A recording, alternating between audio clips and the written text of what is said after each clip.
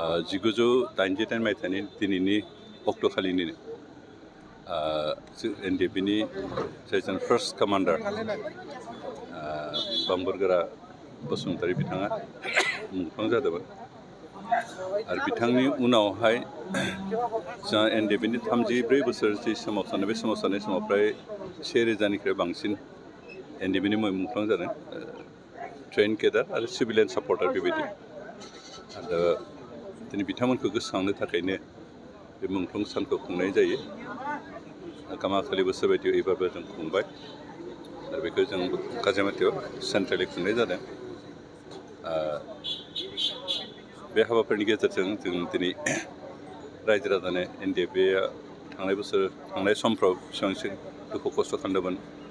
बिनि थाखाय बिथांमोनखौ गोसोखांनाय बिथांमोनखौ सनमान होनायजों लोगोसे जाय रायजो राजाफ्रा जोंखौ मदद आरो हेफाजाब खालामनो थांनाय बेसेबा गोलाव समनि सोमावसारनायाव बिथांमोनखौबो जों साबायखर होदों आरो बिटिआर सरकार फैगौ समफ्राव मा खामानि मावगोन बे गासै बाथ्रा हाबाफारिफोरखौबो जों रायजो राजानो मिथिहोनाय जादों बेनिखाय जायफोर मुंख्लंनि न'खरनि दिनै फैदों बिथांमोनखौ जों साबायखर होदों जाय रायजो राजाफ्रा दिनै एनडिएफबिनि बेसेबा गोलाव सम सोमावसारनायाव दुखु खस्थ'बाबो आर्मि पुलिसजों बुजानानैबाबो जेल जानो गोनां जानानैबाबो मदद हेफाजाब खालामनाय बिथांमोनखौ जों साबायखर होदों आरो जों बेखौनो बुंदों जे मोनसे जाथिया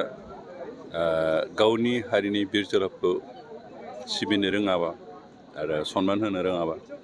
बे जाथिया जौगानो हाया आरो मोनसे जाथिया सोमावसाराबाबो सरकार माबा मोनसे होगोन होननानै लामा नायनानै दलद थाबाय थाग्रा जाथिया कुनुदिन जौगानो हाया दा बर'फ्रा थांनाय फ्राय 50 बोसोरनिबो बांसिन सोमावसारबोदों थुनलाइ आफादनि थाखाय रावनि थाखाय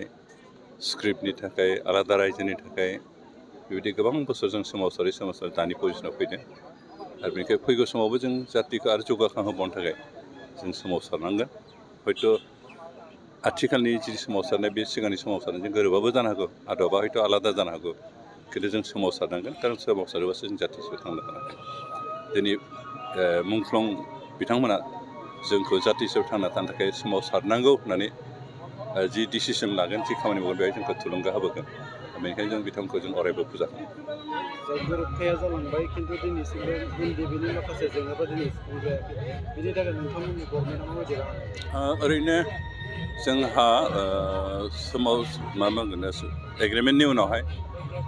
एनडिएफबिनि केडारफोरनो मा होगोन बिनि बाथ्रा जिथु रादाय बे रादायाव रिहेबिलिटेसननि थाखाय जि होनो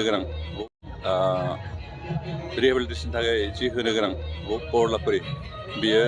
फ्राय जोब्बाय दा 678 बाखि दङ आरो बेखौ नेक्स्ट हयथ' उइदिन 6 मान्थस बेखौ होजोबसिगोन बे सरकारजों सावरायनानै बेनिफ्राय मुंख्लंफोरनि थाखाय गासै जेसेबां मुंख्लं दं बिथांमोननो 5 लाख करि होनायनि बाथ्रा दंमोन दा मुंख्लंफोरनि गेजेराव 550निखौ जों होबाय इतिमধ্যे आरो गोबां दंबावो जा फ्राय दुलाराय बर' फरायसा आफादनि मुंख्लं जोंनि मुंख्लं गासै फ्राय 3000सोनि लिस्ट दंमोन खिन्थु बेनि गेजेराव किसुमाना हयथ' मा नंजोबाबो जानो हागौ दा बेखौ मिथिनो थाखाय जोंनि पुलिस डिपार्टमेन्टआ बेखौ मा खालामबाय थादों भेरिफिकेसन खालामबाय थादों आरो भेरिफिकेसन खालामनानै प्रुफ मोननायखिनिनो होगोन बेनिखायनो जा बाखि दङ बेखौ जों होगोन दा खिन्थु 500निख्रुइसो बांसिन बारा होनाय जाबाय दंबावो बेखिनिखौ जों होगोन बेनिफ्राय एनडिएफबिफोरनो साकरि होनाय बाथ्रा इतिमধ্যे पुलिसाव माखासे हाब्बाय आरो गोबाङानो जिहेतु मा बुंगोन बैसोबो गैला क्वालिफिकेसनबो गैया साकरिनि थाखाय जेरै बिथांमोनखौ थांनानै थानो थाखाय बे मा बुंगोन सेल्फ एमप्लयमेन्टनि थाखाय ट्रेनिं बायदिसिना बेबायदि होनाय जादों आरो बेनि गेजेरजों सरकारनिफ्राय लन होनायनि बेब'स्था खालामदों बेखौ जों मावफुंगासिनो दङ आरो बेनो जायफोर सासे गासैबोथ' साकरि मोनजोबनाय नङा सोरबा साफा सानै साकरि मोननायफ्रा मावगोन सोरबा साकरि मोना बिथांमोना बेबायदि सेल्फ एमप्लयमेन्ट जिथु स्किम असम सरकारनिफ्राय होदों भारत सरकारनिफ्राय होदों बेखौनो मावनानै थांनानै थानांगोन आरो बेखिनि बेब'स्था खालामगासिनो